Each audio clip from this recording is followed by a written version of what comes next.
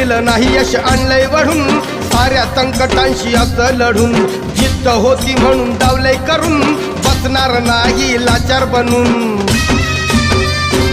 येत नव्हतं चाला या चढावरून